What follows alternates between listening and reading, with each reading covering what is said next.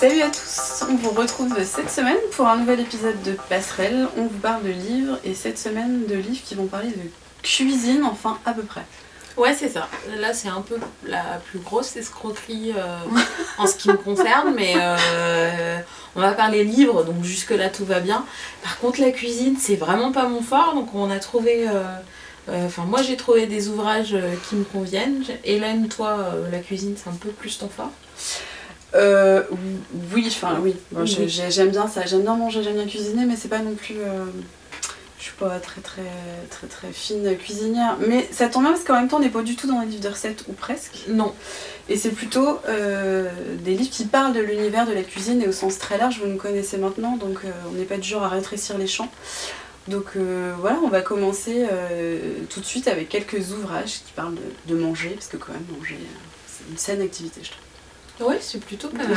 C'est effectivement plutôt pas mal. On va commencer tout de suite dans le vif du sujet. Faites chauffer les marmites. Et puis, moi, je vais attaquer avec un manga. Ah ouais. Voilà. Avec lequel? Food Wars, qui est un manga. Alors aujourd'hui, il y a quasiment une dizaine de tomes de sortie. Publié aux éditions Tonkam de chez Delcourt. Food Wars, ça va être l'histoire de Soma Yukihara, oui je triche parce que c'est marqué derrière, parce que je m'en souviendrai pas moi-même, qui va être propulsé dans une école de cuisine et qui va passer des concours pour pouvoir être sélectionné. Et son objectif à moyen court terme, c'est de reprendre le restaurant familial. Comme dans tout manga qui se respecte, et notamment les mangas autour des concours, que ce soit culinaire, le vin avec les gouttes de Dieu, tout ça, on va vivre des aventures épiques autour de la bouffe et sincèrement ça vous donne envie de manger. Il y a des plats qui sont cuisinés qui sont splendides. Si vous avez aimé toutes les émissions culinaires qui sont sorties sur M6 ou sur les autres chaînes que je n'ai pas regardées mais dont j'ai forcément entendu parler, si vous avez aimé ça, c'est exactement ça mais en version manga. C'est pour le coup très dynamique, très épique. Vous avez des participants, des participantes qui vont s'affronter à coups de plats. C'est brillant, c'est assez drôle en plus dans la forme et dans le fond. Voilà. Et donc il y a 10 tomes de sortie, tu disais? Une dizaine, je sais plus exactement le nombre, mais oui, il y en a quasiment une dizaine là. D'accord. Et tous se lisent en quasiment séparés parce qu'on suit les aventures de ce jeune Soma. Et je valide la petite incursion au niveau des Gouttes de Dieu, qui est quand même un sublime manga sur le vin. Le seul souci, c'est qu'on ne peut pas aller s'acheter les bouteilles dont il parle parce que c'est beaucoup trop cher et beaucoup trop rare. Mais si vous aimez le vin, allez voir ce manga qui est en plus d'une vingtaine de tomes, voire peut-être une trentaine maintenant. Ouais, presque. Ouais. Et voilà. Et puis évidemment, on ne peut pas ne pas citer autour du vin. Et du coup un peu de la bouffe, la BD d'Avodo, oui. Les Ignorants, qu'il a fait avec Richard Leroy, où c'est une BD qui parle d'un échange de connaissances. Étienne Davodo va initier Richard Leroy au monde de la bande dessinée, et Richard Leroy va initier Étienne Davodo à son métier de vigneron qui travaille en biodynamie. Et alors on ressort évidemment avec une liste de vins et de BD incroyable. Et là on a envie de faire le tour un petit peu de tous les cépages qui sont cités, mais pareil dans les Gouttes de Dieu, on a envie de découvrir à la fois par le goût, autant que par l'odorat, tout ce qu'on a pu voir et sentir par leur bande dessinée. C'est brillant, les deux sont aussi intelligents l'un que l'autre. Ouais, ça donne envie de programmer des vacances en Bourgogne quoi, en gros dans le Bordelais, ça dépend des goûts après. Et toi, qu'est-ce que tu as ramené, Hélène? Je vais commencer par la BD, tiens. La Passion de Dodin Bouffant, écrit et dessiné par Mathieu Burnia, paru aux éditions d'Argo il y a 2-3 ans de ça. Dodin, alors cette histoire est vraiment inspirée du personnage de Brillat Savarin, qui était un magistrat français, si je raconte pas de bêtises, passionné de bouffe et de gastronomie, et qui a écrit des traités sur le goût, la cuisine, etc. Au 19e, si je me trompe pas, mais là encore... vérifier. Ouais, voilà, je dis ça avec des pincettes, n'est-ce pas? Donc inspiré de ce personnage-là, et inspiré aussi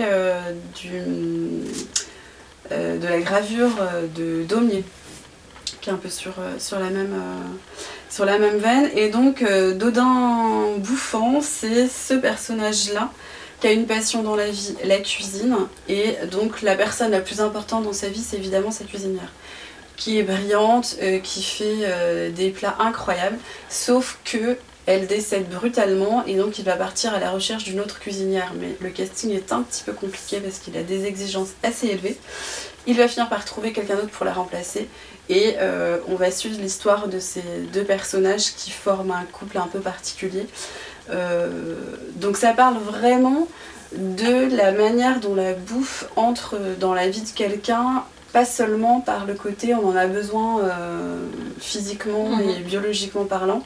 Non, là ça va aussi parler de tout ce qui est association de saveurs, de textures, de certaines images dans lesquelles ça peut nous entraîner quand on tombe sur un plat tellement délicieux à notre goût, hein, qui fait qu'on va partir dans les rivages imaginaires, tout ça sans drogue. Hein.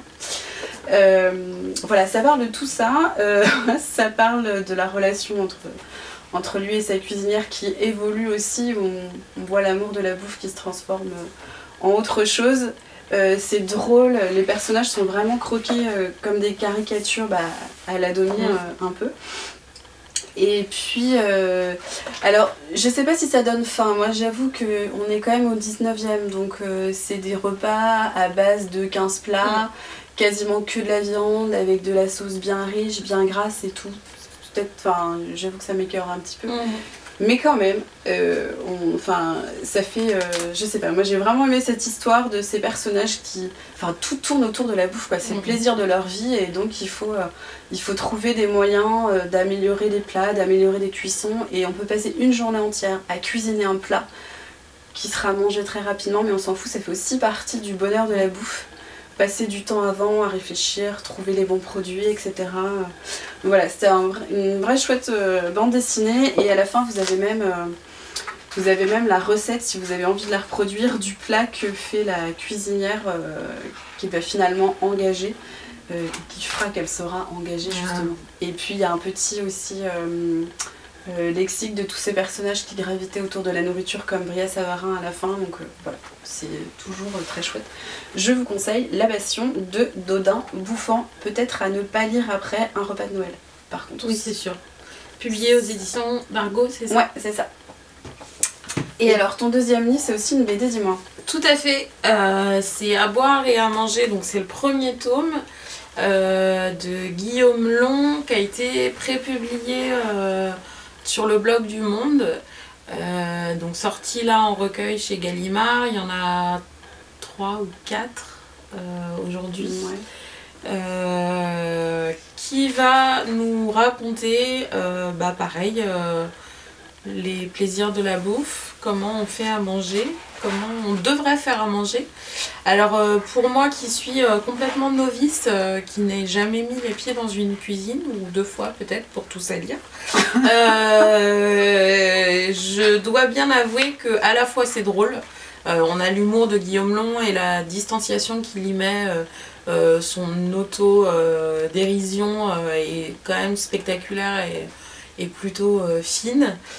Et puis on va avoir des vraies recettes de cuisine, comment traiter le radis noir. Voilà, si vous avez toujours rêvé de savoir comment on traite le radis noir, bienvenue.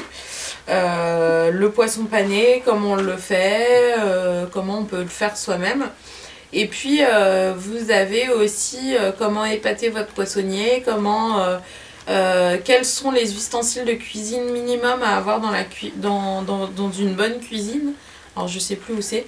Enfin en tout cas c'est assez fin, c'est traité par saison aussi.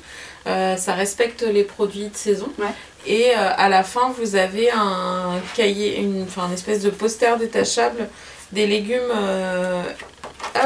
de saison, avec mois par mois les légumes qui sont recommandés d'acheter. Vous avez même une recette de gâteau au chocolat spectaculaire. Spectaculaire, rien que ça. Bah, le chocolat, de toute façon, c'est spectaculaire. Oui, c'est vrai, c'est pas faux. Donc le gâteau au chocolat. Elle est forcément spectaculaire. Tout à fait. Et l'interprétation par Guillaume Long l'est tout autant. Non, c'est une vraie bande dessinée qui se lit même si vous mettez pas les pieds ou les mains dans les fourneaux. Et c'est aussi une très bonne bande dessinée pour s'initier à la cuisine. Enfin, en tout cas, je crois. Moi, je vais l'offrir à mon compagnon qui fait à manger. Et je vous dirai après si les recettes sont bonnes. Tu vas pas essayer, toi? Alors, très sincèrement, je pense que c'est accessible pour moi. Ouais. Il y a aussi, oui, alors il a fait tout un travail de classement par difficulté. Ouais. Mais je n'ai pas cette passion pour la cuisine. Il y a un principe qui dit que quand je mets les pieds dans la cuisine, elle ressemble plus à rien. J'arrive à finir des plats, ils sont plutôt mangeables, mais vu la dose de vaisselle qui en ressort, c'est vraiment pas économique. Vraiment pas. Donc maintenant je laisse faire les autres, j'ai compris que j'étais bonne à autre chose. Et j'adore lire, ça tombe bien, n'est-ce pas? Chacun son Voilà, pendant ce temps-là je vais lire. C'est un bon moyen, remarque. Tout à fait. Ouais, je valide son idée. Et toi Hélène, quel est donc ton deuxième? Alors, on va sortir de la bande dessinée. Moi, j'avais envie de vous parler d'un chemin de table de Maëlys de Kerangal, paru aux éditions du Seuil dans la collection qui n'existe plus, Raconter la vie.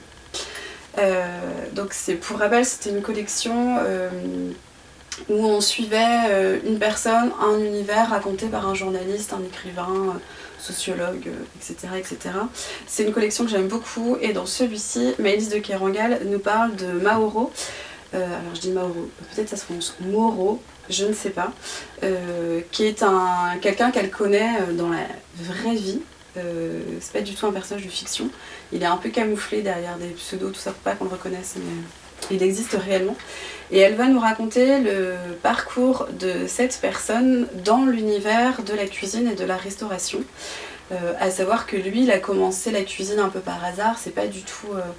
Enfin, souvent on nous présente ça comme une espèce de vocation, j'ai toujours voulu faire ça, on commence très tôt, etc. Lui, c'est pas du tout, il a déjà un parcours atypique par rapport à ça. Et puis il est passé partout, quoi, par les grandes cuisines de grands restaurants, les brasseries de quartier, les cantines branchées, son propre restaurant qu'il a ouvert, etc. Donc ça montre toutes les facettes de la cuisine. Il y a on sent un vrai plaisir de l'auteur dans l'utilisation de tout le vocabulaire culinaire, que ce soit dans les ustensiles, dans les manières de préparer les plats, déglacer quelque chose par exemple. Voilà, je vais m'arrêter là parce que le reste je ne connais pas. Enfin voilà, il y a une vraie gourmandise de la cuisine, aussi bien dans les mots qu'elle emploie que de gourmandise face au parcours de ce personnage. Et de gourmandise aussi, parce qu'à force de nous parler des restaurants dans lesquels il a travaillé, des plats qu'il prépare, ça donne faim, mais alors vraiment faim, et ça donne juste envie de se précipiter dans le restaurant le meilleur à côté de chez soi, ou de faire de la cuisine pour ceux qui savent cuisiner et qui aiment ça. Enfin vraiment c'est un très chouette livre qui parle de ça et qui montre aussi un peu tous les côtés de la cuisine, quoi. Pas que le côté festif, on va dire. Parce que travailler en restauration aujourd'hui, c'est quand même pas le milieu le plus simple. Non, professionnellement parlant. Particulier, un rythme de vie bien particulier. Ouais, on se rend compte qu'il n'y a pas beaucoup de temps pour le reste, quoi. Tout à fait. Et vraiment c'est un très chouette petit livre. Alors la collection n'existe plus, mais on peut encore se procurer le livre et le commander chez les libraires, donc n'hésitez pas, sinon trouvable en bibliothèque aussi. Donc Un chemin de table de Maëlys de Kerangal, paru aux éditions du Seuil, pour tout savoir de ce personnage qui s'appelle Mauro. Je ne sais pas sûr. On ne sait pas. Et bien voilà, c'est tout pour cette première sélection autour de à boire, à manger. Non, à manger, à boire, si un peu. Un peu les deux. Ouais, un peu les deux. Et puis on va essayer de se retrouver dans 15 jours, c'est ça le principe? Complètement, pour une autre thématique, d'autres idées, d'autres livres en tout cas. Et puis si vous avez envie de nous contacter ou de commenter des choses, on vous met tout. Si vous avez envie de nous livrer à manger aussi, c'est pareil, on prend. N'hésitez pas à tester les recettes là, de tous ces ouvrages dont on vous a parlé et on sera ravis de les goûter pour vous. On se retrouve dans 15 jours. Toutes les infos pour nous contacter, pour suivre tout ça vont s'afficher à peu près ici, peut-être, enfin par là. Et tout vite. Salut!